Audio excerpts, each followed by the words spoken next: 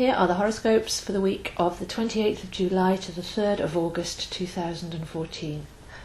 We're just coming out of a week where there was pretty much something going on every day, and it doesn't stop this week either, so we're in for another busy and powerfully transformative week. So the Leo new moon saw the sun and the moon together, that's what a new moon is, with Jupiter, which is a rare aspect, all together in Leo. So the sun is our life force energy, and Jupiter is our expansive soul and heart energy, and Leo is this warm lion midsummer sign. So you can see the golden expansiveness that's going on with this energy, which lasts for about 2 weeks but kickstarts a cycle of at least 12 years.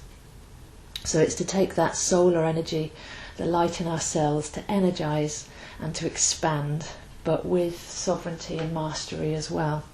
And the theme of mastery is very much present this week, because at the same time we have Mars in Scorpio squaring this aspect, and a square is a challenge, but worked with integrity and discipline, this can become a life-changing opportunity.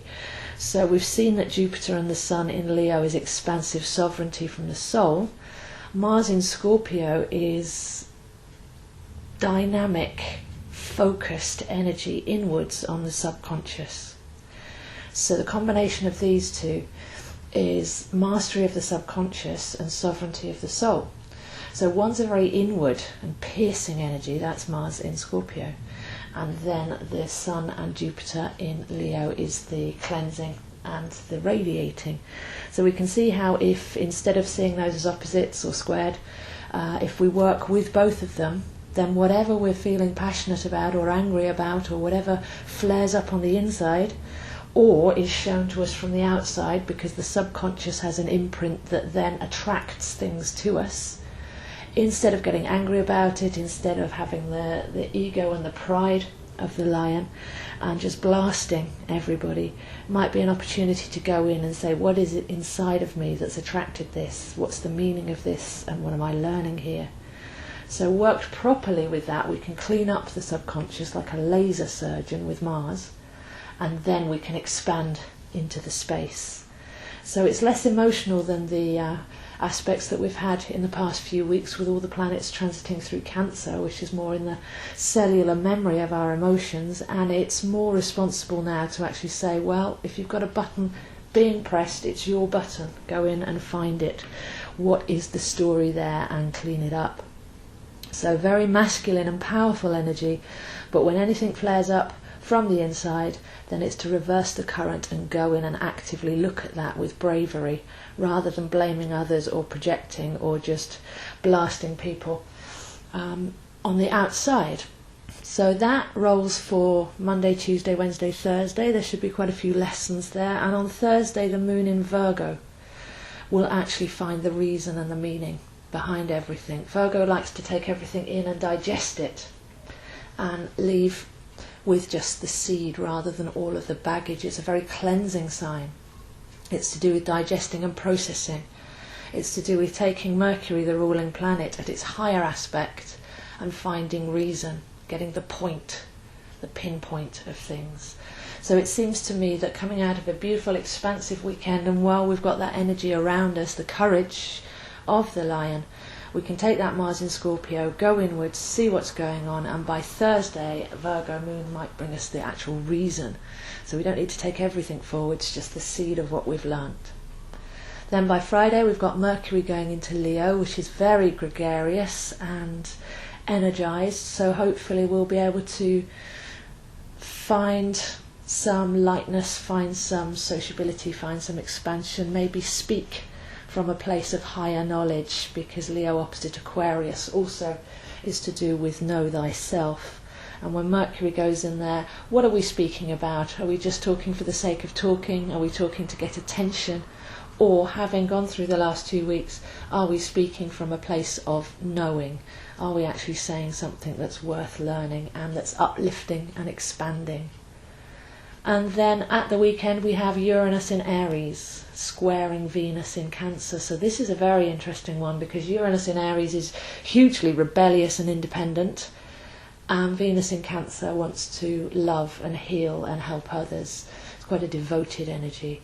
So the balance here now, we've gone through our own clearing and knowing week is where we need to respect our own boundaries and champion our independence versus where we can actually nurture and care for others. So there's a feeling of, if you want to, you could look at codependency issues at the weekend, or passive aggressive energy, because it's nearly always to do with where you're putting yourself second or you're forcing yourself over other people's needs. So where's that balance? Where can you actually be an independent soul and help others in the process without falling into dependency or secretly regretting or holding things against people because we're giving too much, acquiescing to their needs and putting ourselves second, which isn't fair either. So there's a lovely balance there that can be explored.